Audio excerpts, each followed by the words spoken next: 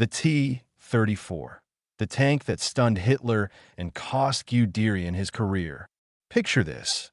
It's the summer of 1941, and Nazi Germany is riding high.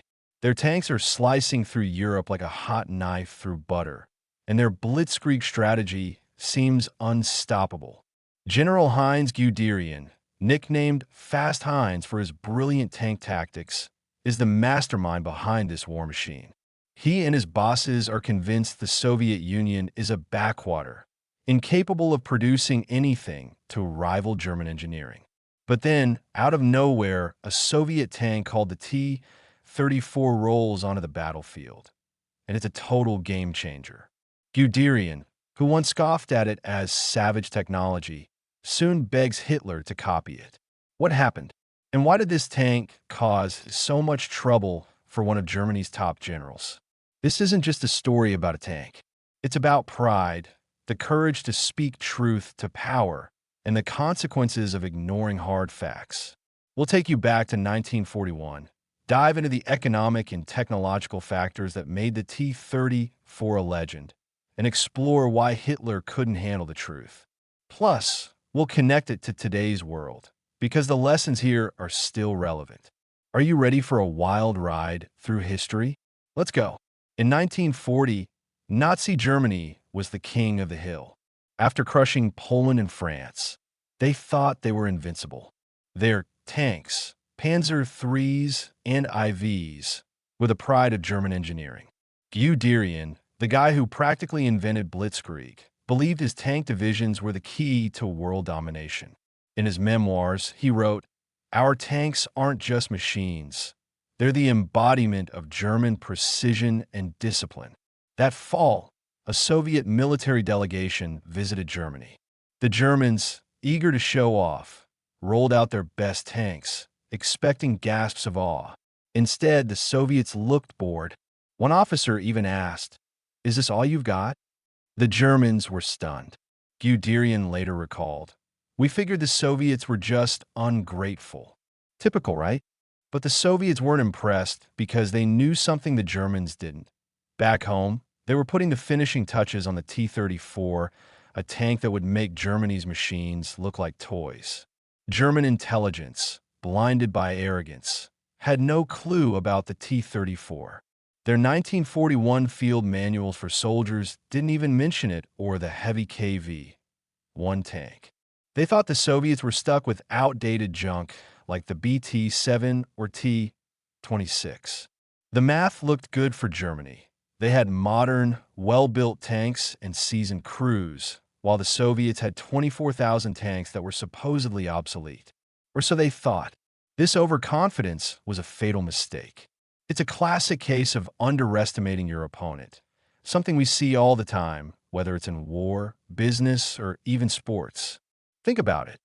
How often do we assume we're ahead, only to get blindsided by someone we wrote off? On June 22, 1941, Germany launched Operation Barbarossa, invading the Soviet Union. Their tank divisions roared across the border, capturing huge swaths of land. But by late July, cracks started to show. Reports from the front describe encounters with a new Soviet tank that was unlike anything the Germans had seen. One German tank commander recounted a chilling moment. "We fired at point-blank range, 200 meters. The shell bounced off like it hit a brick wall. Then their gun fired back, and our tank was torn apart like it was made of paper." At first, German officers dismissed these stories as rookie panic. But when similar reports flooded in from all fronts, even the skeptics started to sweat. In early October 1941, Guderian got his first up-close look at a T-34 stuck in a swamp. He climbed inside, examined every detail, and was floored. The T-34's armor was thicker and tougher than anything Germany had. Its 76mm gun could punch through German tanks from a mile away. And its diesel engine? More powerful and less likely to catch fire than the gas-powered engines in German tanks. Guderian scribbled in his diary, "We have nothing like this in Germany. This tank is a game changer." The machine he'd called Savage was a masterpiece. But instead of being impressed, His superiors saw his honesty as a threat. Guderian wasn't one to sugarcoat things. He fired off a report to Berlin, demanding they send engineers to study the T-34 immediately. His logic was straightforward. If the Soviets had a tank this good, Germany needed to either copy it or build something better, fast. Time was ticking because the Red Army was starting to figure out how to use their tanks effectively. Berlin's response was ice cold. Fight with what you have. Complaining about equipment is just an excuse for your failures. Guderian was stunned. He knew the clock was running out. In the early weeks of the war, Soviet T-34 crews were green, often making rookie mistakes. But by fall 1941, they were getting the hang of it, turning their tanks into mobile fortresses. On November 20th, 1941, top German engineers, Ferdinand Porsche, Alfred Oswald, Arrogance, and reps from the Armaments Ministry, showed up at the 2nd Panzer Army's base. They dissected captured T-34s and confirmed Guderian's worst fears. The tank was revolutionary. Sloped armor that deflected shells without adding weight, a diesel engine that was fuel-efficient and reliable, and a perfect balance of speed and power. Frontline officers were blunt. We need tanks like this. They pushed for copying the T-34 and mass-producing it. But then German pride kicked in. The German engineers flat-out refused to copy the T-34. Imitating primitive Soviet designs, they scoffed. That's beneath us. They also claimed it was impossible. Germany lacked the aluminum for diesel engines and the high-quality steel the Soviets used, thanks to resource shortages. Instead of copying, they decided to build their own superior tanks, the Tiger and the Panther. Ambitious? Sure. But these tanks were complex, expensive, and took way too long to develop. Take the Tiger. It weighed nearly 60 tons, making it a beast on paper, but a slug on the muddy Eastern Front. Building one was a nightmare, requiring skilled labor and rare materials. Germany produced just 1,300 Tigers during the entire war. Meanwhile, the Soviets churned out nearly 60,000 T-34s by 1945, a world record in tank production. Why the gap? It's all about economics. The Soviet Union, despite the chaos of 1941, pulled off a miracle by evacuating its factories to the Ural Mountains. The T-34 was designed for simplicity, standardized parts, easy assembly, even on outdated factory lines. Workers with minimal training could build them. Germany, on the other hand, bet on high-tech tanks that needed skilled labor and scarce resources. It was a strategic blunder. This reminds me of modern business flops.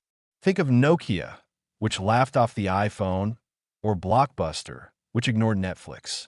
Pride and refusal to adapt can sink even the biggest players. The T-34 story is a wake-up call. Sometimes, copying what works is smarter than reinventing the wheel. On January 23, 1942, Guderian stood before Hitler to present the engineers' findings. The room was tense. Hitler, used to hearing victory reports, didn't want to hear about Soviet superiority. He called the report an obstacle to progress and demanded more German ingenuity. Facts didn't matter. He wanted fairy tales. Guderian, ever the straight shooter, doubled down.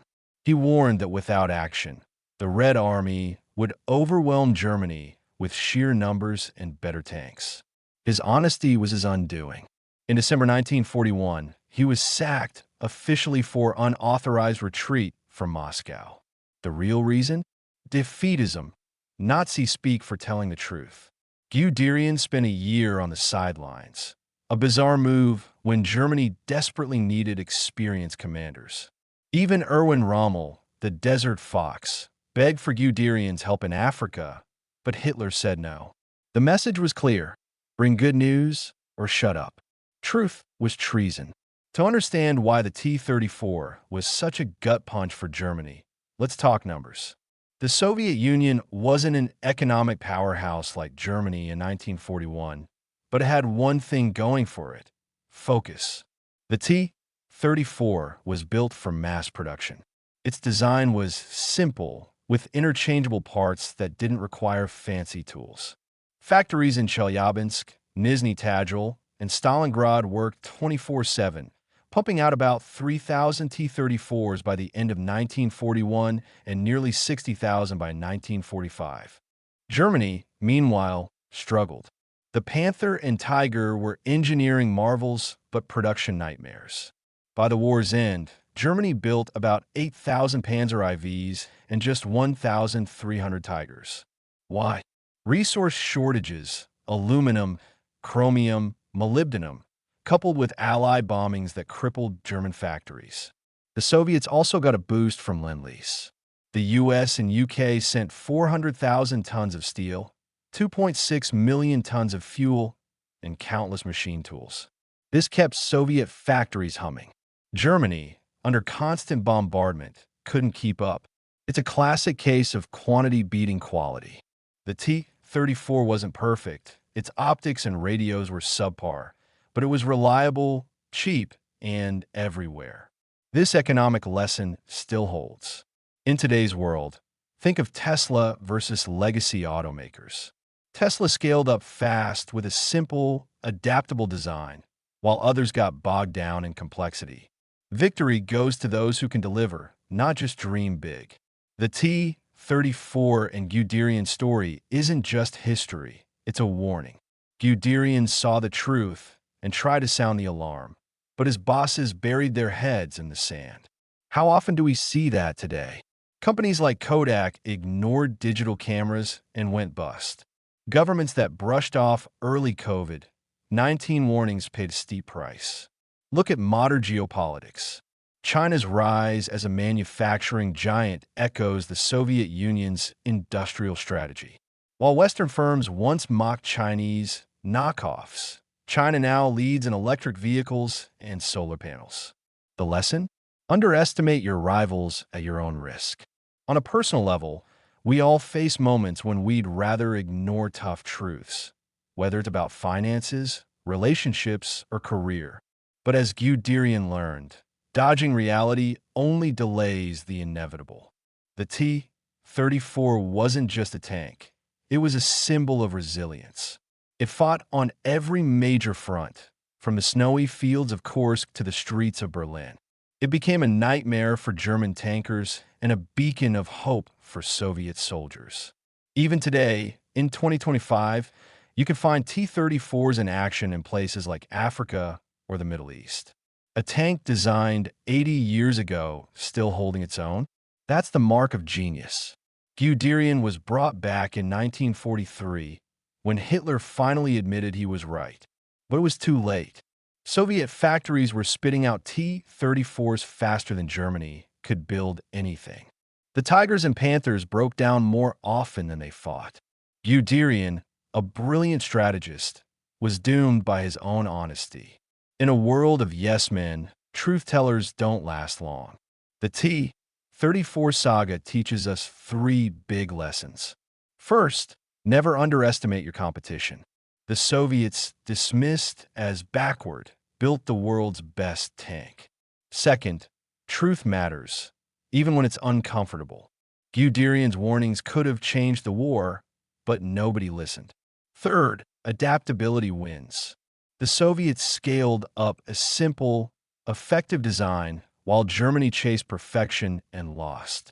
In 2025, these lessons hit home. Whether you're running a business, leading a team, or just navigating life, stay open to hard truths and be ready to pivot. Ignore reality, and you're setting yourself up for a fall. So what do you think? Have you seen people or companies ignore the truth and pay the price? Drop your thoughts in the comments. We'd love to hear them. And hit that subscribe button for more stories that make history come alive.